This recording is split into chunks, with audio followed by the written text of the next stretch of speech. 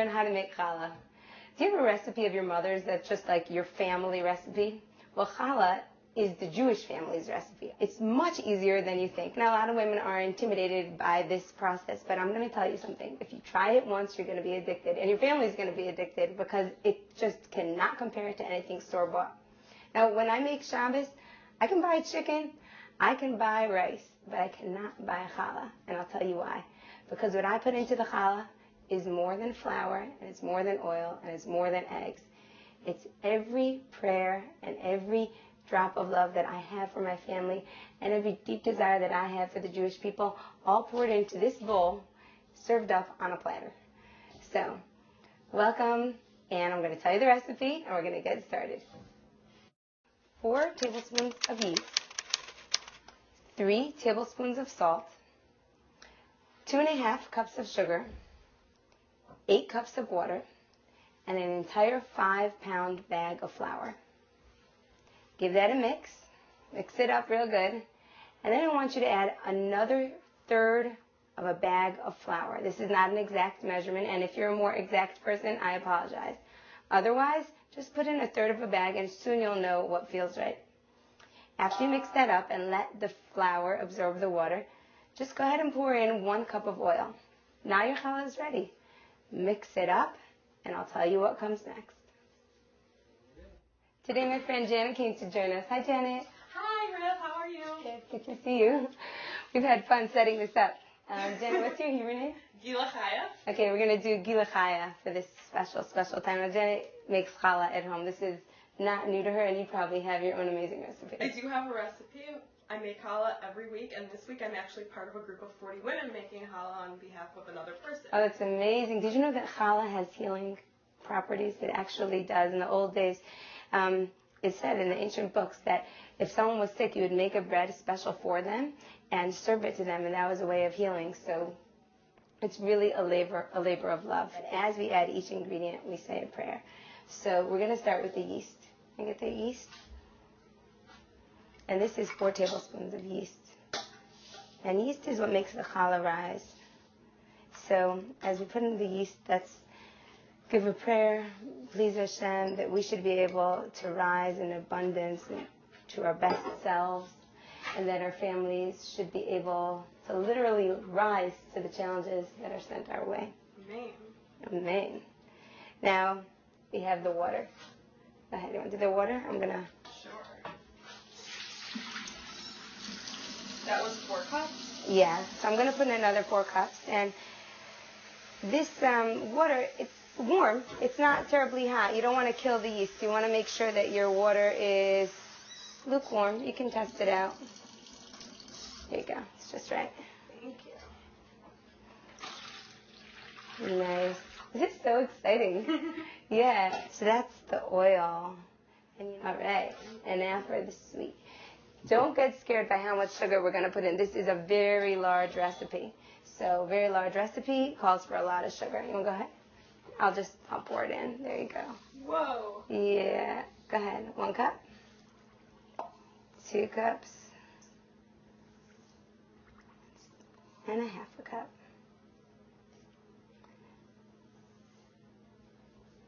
You know, a lot of people grew up with the Judaism that was all about gefilte fish and matzah and big family seders that everyone couldn't wait to get home from.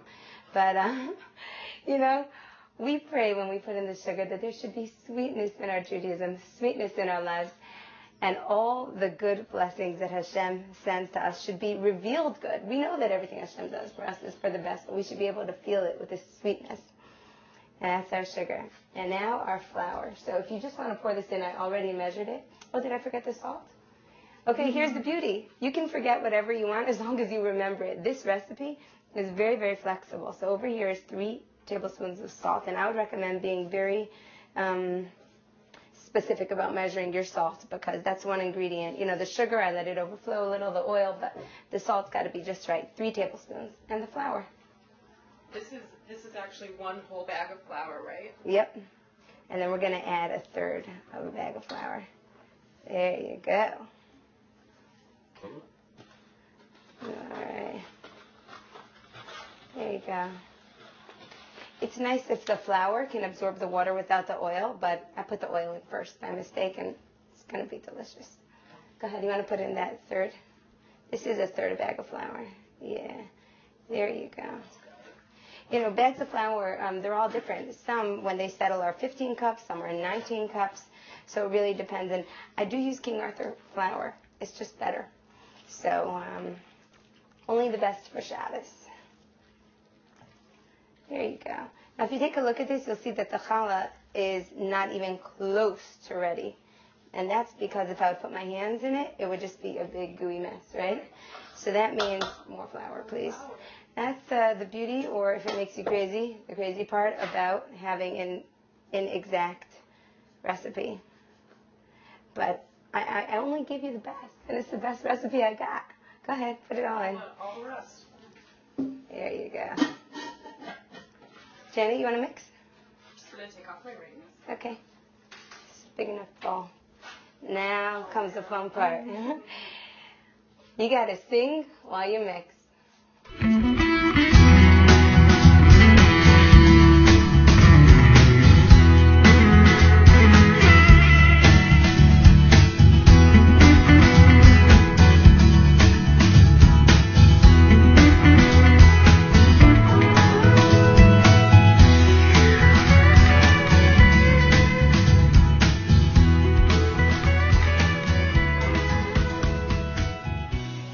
You want to mix? Yeah. All right.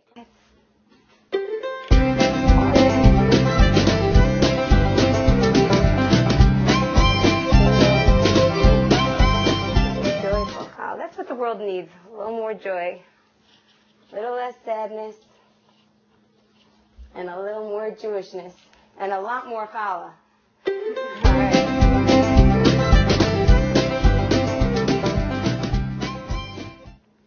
You know what makes challah a special mitzvah for a woman?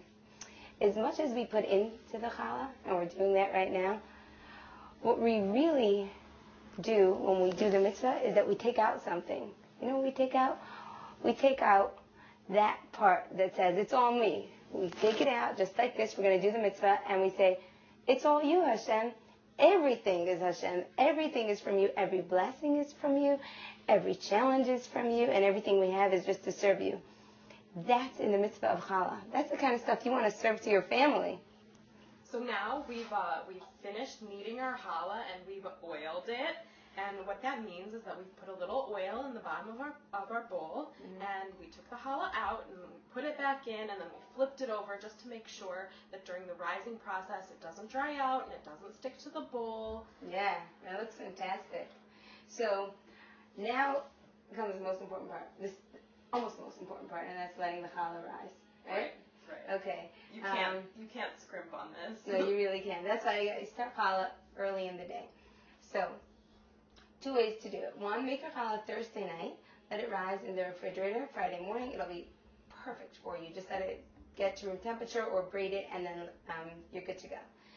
How do you let your challah rise? So I have an extra sunny room in my house, so I take my nice bowl that I made my challah in, oiled, everything done. I put some plastic wrap over it, and I stick it in the nice sunny room for a long time.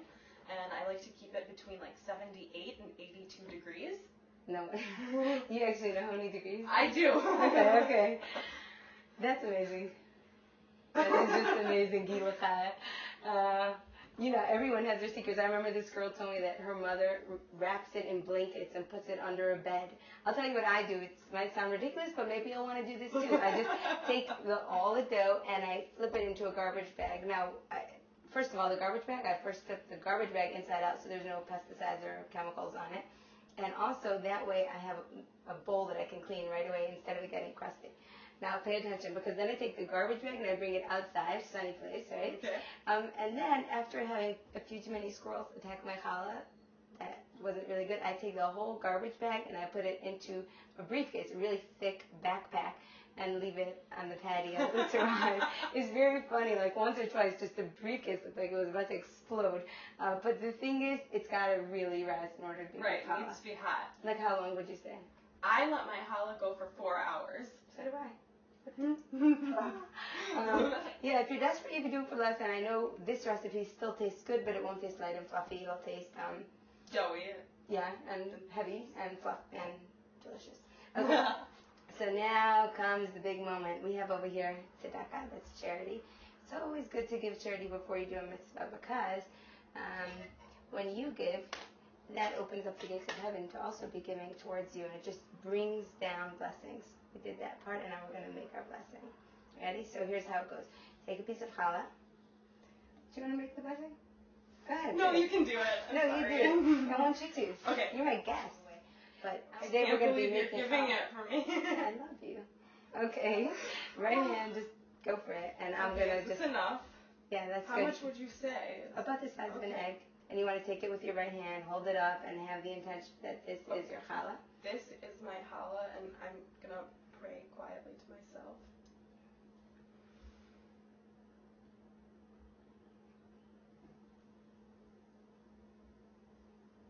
Okay, amen. Amen. And the bracha, how about look over here? ברוך אתה אדוני אלוהינו מלך העולם אשר קידשנו במצוותו וציוונו להפריש challah. Amen. Okay, so what do we do with this challah? Here's what we do.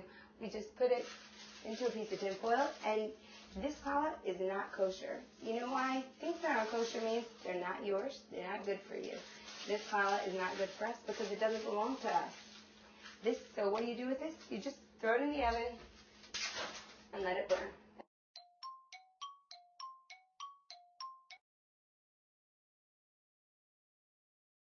So now I'm cutting 1, 2, 3, 4, 5, 6, 7, 8,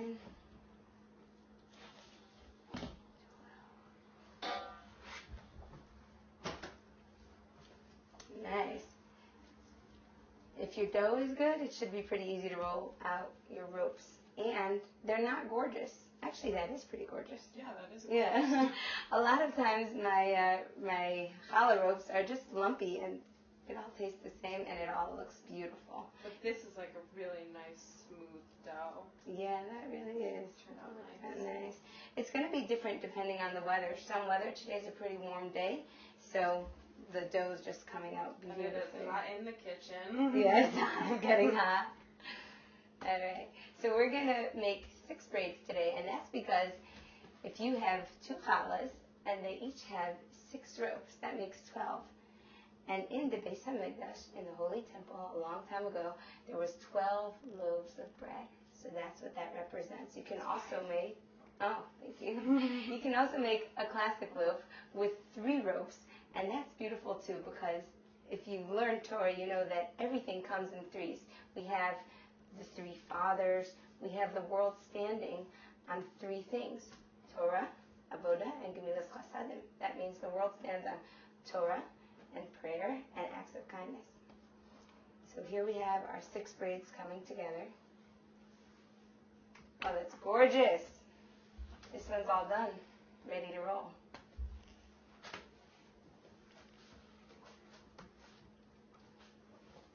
So here's my challah in the pan, and what I need to do now is let it sit for about an hour. If you don't let your challah sit after you've braided it, basically what you've done is you've squashed down all those beautiful little air bubbles that the yeast made. So they need time to form again, and it's just going to take about an hour. What I like to do, and this is just a little tip, is turn on the oven for 1 minute, and I set the timer so I don't forget. Put the whole pan in, turn off the oven, and let it sit in the warm oven for an hour, and then it's ready. Are you in a hurry? So coming up, we're going to do a video showing you how to do 6 braids and how to do 4 braids. And I have no idea how to do a 4 braid, so Janet's going to show me. And I do a different method of 6 braiding that seems to be a little easier than yours. So I'm going to show you how to do yours that. is so much harder. Wow. All right, we're going to have to debate on that. This looks incredible, by the way. So now I'm going to egg the challah, and I already egged it quite a bit. And that just makes it nice and shiny. And you can put all kind of treats in your egg. Some people like to put vanilla. Some people like to put cinnamon all over their challah, or sugar, or poppy seeds. My family likes it plain. And I actually can't tell you how long to cook it for, and that's because it really depends on how big your challahs are. If you make big 6 braids like this, you'll be able to make around 4 of them, and they'll certainly serve your family for Shabbos and maybe your friends too, and they can take about an hour. And if you make them smaller, they'll take less time. Just do that check. It's very, very personal challah. You'll know when they're done. I call it babysitting my challah. I only have certain kids that are allowed to babysit my challah on a Friday to see if it's done. All right, let's see how they're doing. Oh, gorgeous. Check it out. Now, I'm taking this challah out, even though it's not ready, just so that doesn't happen to you, what sometimes happens to me when my husband cuts it and it's dough inside. Now, how would you know that such a gorgeous challah is actually not ready? 2 ways. First of all, right in between the braids, if you press down, it really is doughy. If you're a crazy girl, you can do this and check the bottom. Usually, if it's ready, the bottom will look just like that. But hang on, I just said it's not ready. That's because we made a 6 braid and it's really high, so the bottom has to be ready. And I'm also going to give the top about another 10 minutes. All right? You know, by making challah, we're coming back to who we are. Like, did we get lost? Where did we go? I'll tell you where we went. We got busy. Along the way, someone decided that we're too busy to make challah. When we take the time to put the love, the prayers, the delicious ingredients into challah, we take back our womanhood, we take back Shabbos, and we bring it back to our family. We slow down and we say, this is where we want to be busy. In this kitchen, in this home, building a Jewish family. This is where we're going to put our efforts.